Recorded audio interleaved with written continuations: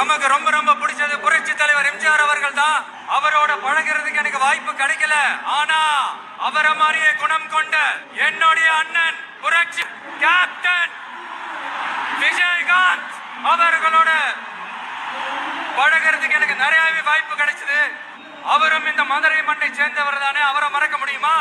நான் இந்த மண்ணில் கால் எடுத்து வச்ச உடனே ஒரே ஒருத்தரை பத்தி தான் மனசுக்குள்ள ஓடிக்கிட்டே இருந்தது. அவர் யாருன்னு உங்களுக்கும் தெரிஞ்சிருக்கும். சினிமானாலும் சரி, அரசியல்னாலும் சரி, நமக்கு ரொம்ப ரொம்ப பிடிச்சது புரட்சி தலைவர் எம்ஜிஆர் அவர்கள் தான். அவரோட பழகிறதுக்கு எனக்கு வாய்ப்பு கிடைக்கல. ஆனா அவரை மாதிரியே குணம் கொண்ட என்னுடைய அண்ணன் புரட்சி கலைஞர் கேப்டன் விஜயகாந்த் அவர்களோட பழகிறதுக்கு எனக்கு நிறையவே வாய்ப்பு கிடைச்சது. அவரும் இந்த மதுரை மண்ணை சேர்ந்தவர் தானே, அவரை மறக்க முடியுமா? நான் இந்த மண்ணில் கால் எடுத்து வச்ச உடனே ஒரே ஒருத்தரை பத்தி தான் மனசுக்குள்ள ஓடிக்கிட்டே இருந்தது. அவர் யாருன்னு உங்களுக்கும் தெரிஞ்சிருக்கும். சினிமானாலும் சரி, அரசியல்னாலும் சரி, நமக்கு ரொம்ப ரொம்ப பிடிச்சது புரட்சி தலைவர் எம்ஜிஆர் அவர்கள் தான். அவரோட பழகிறதுக்கு எனக்கு வாய்ப்பு கிடைக்கல.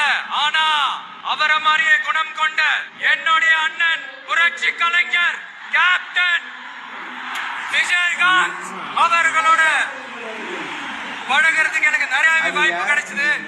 அவரும் இந்த மதுரை மண்ணை சேர்ந்தவர் தானே, அவரை மறக்க முடியுமா? நான் இந்த மண்ணில் கால் எடுத்து வச்ச உடனே ஒரே ஒருத்தரை பத்தி தான் மனசுக்குள்ள ஓடிக்கிட்டே இருந்தது. அவர் யாருன்னு உங்களுக்கும் தெரிஞ்சிருக்கும். சினிமானாலும் சரி, அரசியல்னாலும் சரி, நமக்கு ரொம்ப ரொம்ப பிடிச்சது புரட்சி தலைவர் எம்ஜிஆர் அவர்கள் தான். அவரோட பழகிறதுக்கு எனக்கு வாய்ப்பு கிடைக்கல. ஆனா அவரை மாதிரியே குணம் கொண்ட என்னுடைய அண்ணன் புரட்சி கலைஞர் கேப்டன் விஜயகாந்த் அவர்களோட பழகிறதுக்கு எனக்கு நிறையவே வாய்ப்பு கிடைச்சது. அவரும் இந்த மதுரை மண்ணை சேர்ந்தவர் தானே, அவரை மறக்க முடியுமா? நான் இந்த மண்ணில் கால் எடுத்து வச்ச உடனே ஒரே ஒருத்தரை பத்தி தான் மனசுக்குள்ள ஓடிக்கிட்டே இருந்தது. அவர் யாருன்னு உங்களுக்கும் தெரிஞ்சிருக்கும். சினிமானாலும் சரி, அரசியல்னாலும் சரி, நமக்கு ரொம்ப ரொம்ப பிடிச்சது புரட்சி தலைவர் எம்ஜிஆர் அவர்கள் தான். அவரோட பழகிறதுக்கு எனக்கு வாய்ப்பு கிடைக்கல.